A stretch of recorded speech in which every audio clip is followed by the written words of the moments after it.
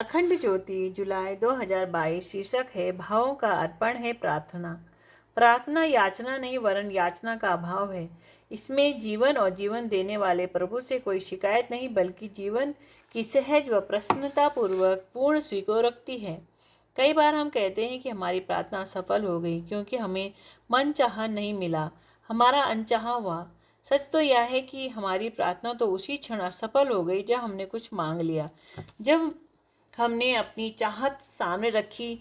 जो परमात्मा के द्वार पर मांगता है वह खाली हाथ ही लौटता है। जो वहां बिना किसी मांग के खाली हाथ खड़ा हो जाता है, केवल वही भरा हुआ लौटता है। भारतीय संस्कृति प्रार्थना मूलक है। समूचा ऋग्वेद प्रार्थना मूलक है। यजुर्वेद, सामवेद, अथर्ववेद व उपनिषद प्रार्थना मंत्र है। प्रार्थना हृदय से हृदय का संवाद है, अंतर्भाव का निवेदन है, शून्य से विराट की वार्ता है। प्रार्थना विचार रहित वाक्य है, निर्विचार प्राणी है, दयतंत्री का स्वर है, मौन का संगीत है, अकिंचनता की पुकार है, निर्धूम अग्नि है और आकांक्षा रहित मांग है।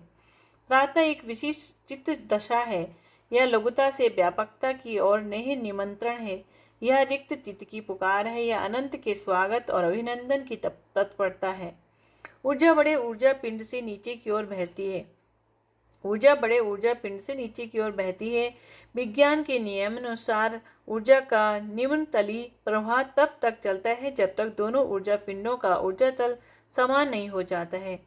इसके लिए दोनों ऊर्जा पिंडों के मध्य योजकता चाहिए, लेकिन प्रार्थना की योजकता से प्राणी की निम्न ऊर्जा परम ऊर्जा की ही बराबर नहीं हो जाती, वस्तुतः एक ही हो जाती है।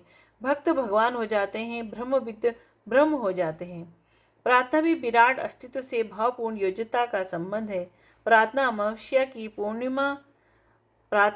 के पूर्णिमा हो जाने की अभिप्सा है। तमसो माँ ज्योतिर्गमय की प्यास है। प्रार्थना इकाई से अनंत की योजकता है। सभी प्राणी ऊर्जा के निम्न तल पर स्थित है। अस्तित्व परम ऊर्जा है। प्रार्थना परम ऊर्जा का प्रवाह प्राप्त करने का प्राचीन विज्ञान है।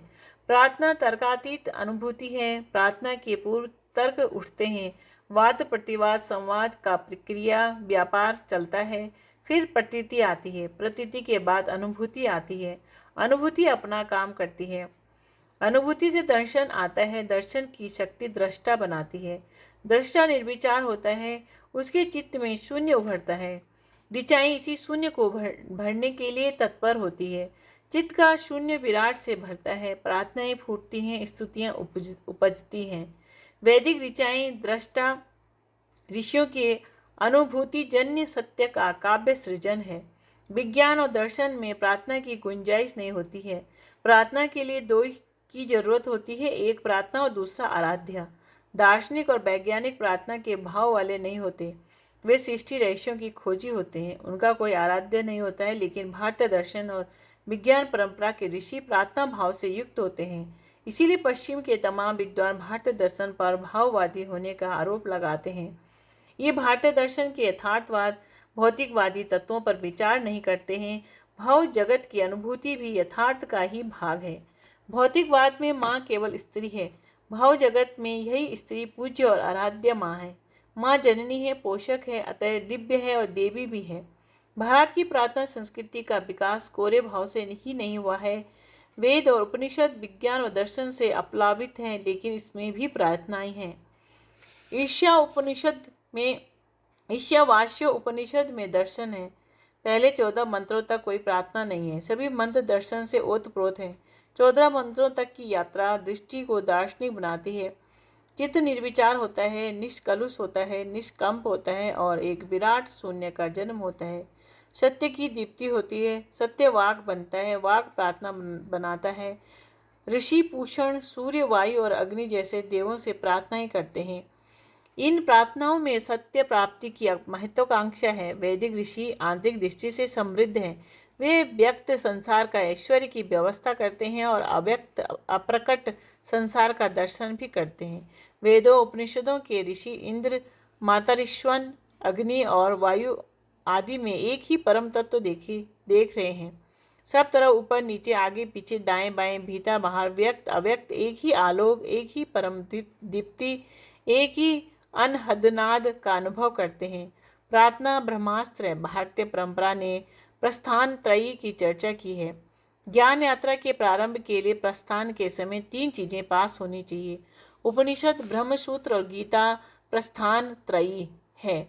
बाकी चीजें सामान्य है, लेकिन इन सब के भी पहले चित्त में प्रार्थना भाव चाहिए। ज्ञान यात्रा की प्रथम चेतना जिज्ञासा है। जानने की इच्छा ही ज्ञान यात्रा पर ले जाती है, लेकिन जिज्ञासा के साथ मैं जुड़ता है। मैं जानना चाहता हूँ। मैं ज्ञान यात्रा का बाधक भाव है। प्रार्थ भाव मैं को लघुत्तम करता है और सृष्टि को महान देखता है। प्रार्थना याचना नहीं होती है। वैदिक ऋषियों की प्रार्थनाएं जिज्ञासा और धन्यवाद भाव से प्रस्फुटित हुई हैं। ऋषियों की जिज्ञासा वैज्ञानिकों की जिज्ञासा के समान नहीं है। यह जिज्ञासा विनम्र है, लेकिन विनम्रता में याचना नहीं है। याचक भाव का चित्त संकोच और हीनता में सिकुड़कर जड़ होता है। यहाँ पहले दर्शन है, दर्शन से विश्वास उपजता है और प्रार्थना अपरिहार्य हो गई। गीता के पहले अध्याय से लेकर 11वें तक ज्ञान, कर्म, भक्ति आदि के तत्व हैं। इसमें प्रार्थना नहीं है। केवल 11वें अध्याय श्लोक 36 व 40 में अर्जुन ने विश्व रूप का दर्शन किया है। वे आनंदित थे, आनंद मग्न थे। वे धन्यवाद भाव से सराबोर थे। तब उनके अंतर में प्रार्थना फूटी, तुम वायु हो, तुम यम नियम अनुशासन हो, अग्नि वरुण समुद्रादि हो, चंद्रमा हो, तुम्हें नमस्कार है। सामने से नमस्कार, पीछे से नमस्कार, सब तरफ से नमस्कार। नमस्तु ते सर्वत्र एवं सर्व। यहाँ वायु, अग्नि, जल और चंद्र भौतिक है, प्रत्यक्ष है। सबके पीछे एक परम ऊर्जा है। जिसने देखा, जाना, उसने गाया। परम तत्व गाया ही जाया जा सकता है। संयोग आश्चर्यजनक नहीं है। भारत के सभी तत्वदर्शक ऋषि कवि ही थे, लेकिन परम तत्व का गान सुनकर के ही परम तत्व नहीं मिलता। वेदों, उपनिषदों और गीता की घोषणा है कि वह प्रवचन या अध्ययन से नहीं मिलता है। प्रार्थना में व्यापक ऊर्जा है। संसार विराट है, समाज बड़ा है, राष्ट्र आराध्य है। भारत में विराट ब्रह्म की प्रार्थना ही परंपरा है। समाज और राष्ट्र की भी आराधना की परंपरा है। राष्ट्र की आराधना की परंपरा भारत की ही देन है। राष्ट्र जीवन के लोक मंगल के लिए प्रार्थना भाव ही आनंददायी है। विद्यार्थी भाव संतोषजनक है, लेकिन यथार्थ बुद्धि से उतरना व्यर्थ है। शब्दार्थ का मूल्य नहीं होता है। शब्द स्वयं में किसी नाम का संकेत होते हैं।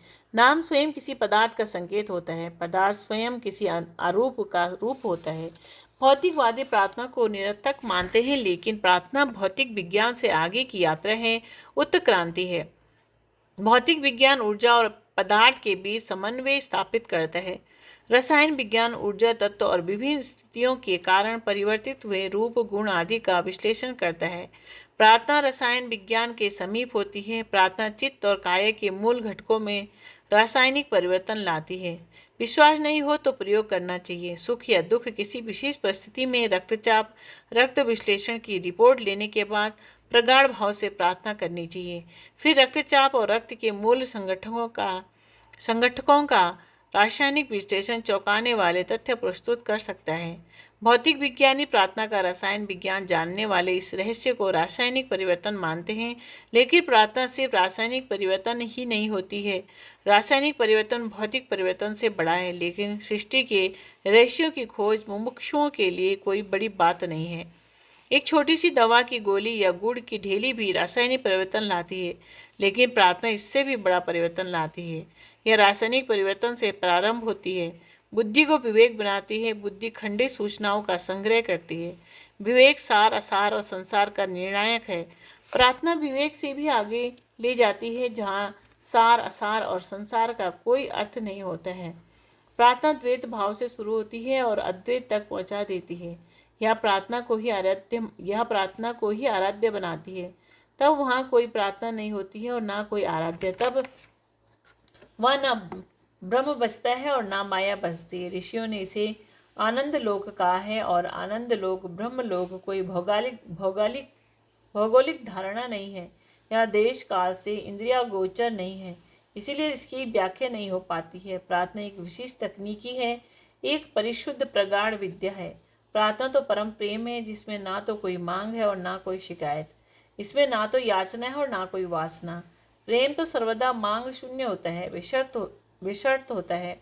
प्रार्थना की वास्तविक अनुभूति तब होती है जब प्रार्थना ही हमारा आनंद बन जाती है।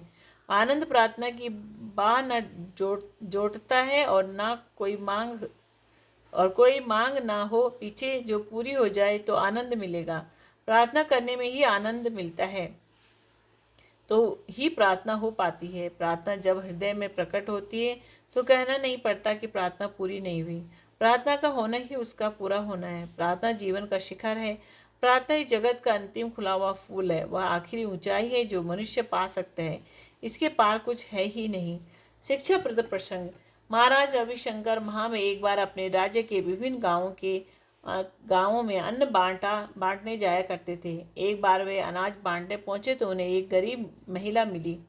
महाराज ने उसे अनाज देने का प्रयत्न किया तो वे बोली, महाराज, जब परमात्मा ने इतना बढ़िया शरीर दिया है तो परिश्रम छोड़ करके मुफ्त का अन्न कैसे ग्रहण करूं। महाराज को उसकी यह बात बड़ी अच्छी लगी और उन्होंने उस महिला से पूछा, वो आजीविका कैसे प्राप्त करती है। महिला बोली, महाराज, मैं युवावस्था में ही विधवा हो गई थी, अतः परिवार में कोई नहीं है। जंगल से लकड़ी काटती हूँ और उसे बेचकर गुजारा कर लेती हूँ।